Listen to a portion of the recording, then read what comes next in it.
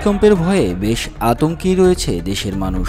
সদ্য ঘটে যাওয়া ভূমিকম্পের ভীতির সাথে যুক্ত হয়েছে বিশেষজ্ঞদের ভয়াবহ নানা তথ্য। অনেক ভূতাত্ত্বিকই মনে করছেন ৮ মাত্রার ভয়াবহ ভূমিকম্পের ঝুঁকিতে রয়েছে বাংলাদেশ। এমনকি সদ্য ঘটে যাওয়া ভূমিকম্পকে একটি বড় ভূমিকম্পের সতর্কবার্তা হিসেবেই দেখছেন তারা। বিশেষজ্ঞদের ভাষায় ৫.৭ মাত্রার মাঝারি ধরনের এই ভূমিকম্পটিকে একটি ফোরশক বলা যায়, অর্থাৎ বড় ভূমিকম্প আসার আগে এ ধরনের কম্পন অনুভূত হয়। ভূমিকম্প শব্দটিতে বারবার সামনে আসে রাজধানী ঢাকার ঠুনকো বসবাস ব্যবস্থা, নানা অব্যবস্থাপনা। প্রায় প্রতিবারই নানা মহল থেকে বলা হয় আর একটু বেশি হলেই সব শেষ। এই শেষ শব্দতেই আটকে যেতে হয়, করণীয় খুঁজে পাওয়া দুষ্কর।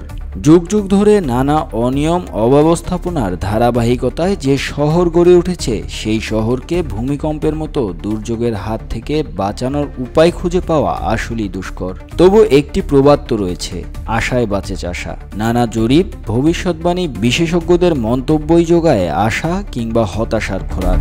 চলুন দর্শক, ভূমিকম্প ইস্যুতে বাংলাদেশের ইতিহাস, বর্তমান এবং ভবিষ্যৎ নিয়ে একটু পর্যালোচনা করা যাক।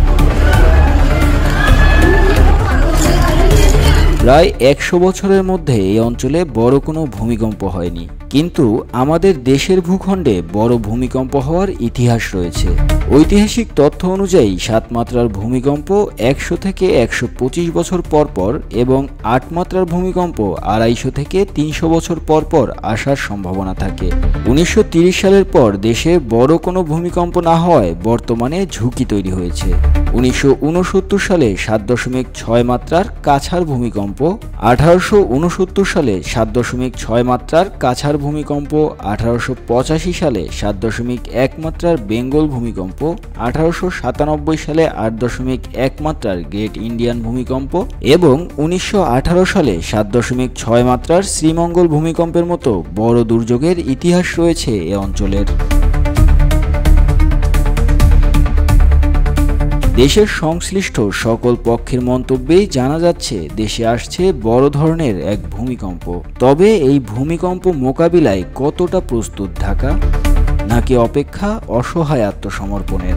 যুক্তরাষ্ট্রের ভূতত্ত্ব জরিপ ও গবেষণা সংস্থা ইউএস জিওলজিক্যাল সার্ভে জানিয়েছে, চলতি বছরের ২৮ মার্চে মিয়ানমারে ৭.৬ এবং ৬.৪ মাত্রার দুটি ভূমিকম্প হয়। দেশটির মধ্যাঞ্চলীয় শহর সাগাইংয়ে ভূপৃষ্ঠের ১৬ কিলোমিটার গভীরে ছিল ভূকম্পটির উৎপত্তি স্থল।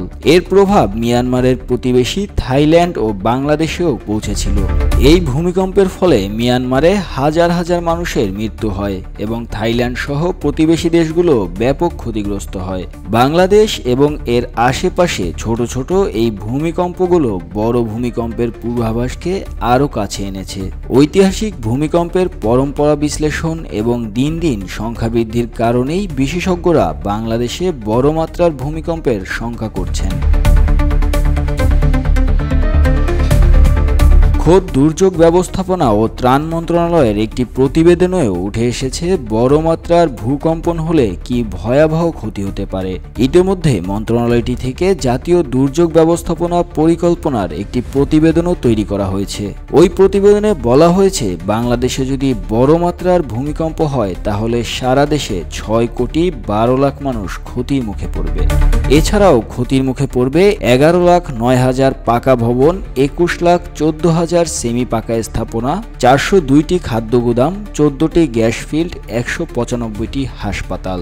এছাড়াও এই তালিকায় রয়েছে ১,০০৮টি কল্যাণ কেন্দ্র, ২,৮০০ উচ্চ বিদ্যালয়, ১,৯০০ মাদ্রাসা, ১৫,০০০ প্রাথমিক বিদ্যালয়, ৬,৮০০ পুলিশ স্টেশন, ১,৬০০ কিলোমিটার জাতীয় মহাসড়ক, ৭,৪০০ কিলোমিটার স্থানীয় সড়ক, ২০,০০০ ব্রিজ, ১,৫০০ কিলোমিটার রেল লাইন।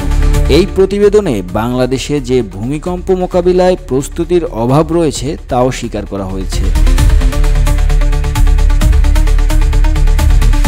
বিশেষজ্ঞরা বলছেন, ভূমিকম্পে যদি রাজধানীর 1% বিল্ডিংও ধসে পড়ে তাহলে 3 লাখ মানুষ হতাহত হবেন। ধ্বংসস্তূপের নিচে আটকে থেকে আরও অনেকের মৃত্যু হবে।